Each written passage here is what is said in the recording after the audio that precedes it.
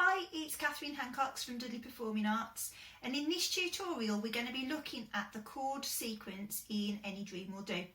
Now in Any Dream Will Do we've got two new chords, G7 chord and D7 chord.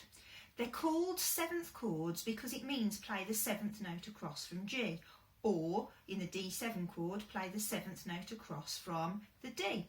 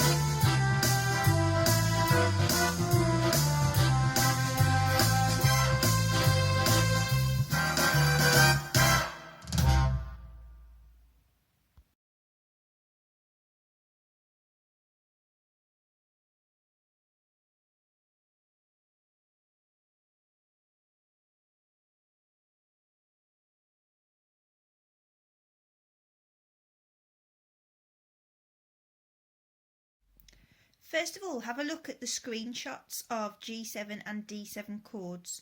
Once you're confident that you can find those chord shapes on your instrument, let's try changing between a few different chords. So I would suggest starting with your C chord and changing then to G7, so placing your middle finger down and moving your thumb across to the right. So we're playing G, B and F together. Back to C, then G7 and then C. Next thing to try out is your D7 chord. So D7 we're using F sharp, C and D. So if you go from a C chord, twist to D7, back to C. Notice how I'm keeping my index finger on the C, twist round to D7.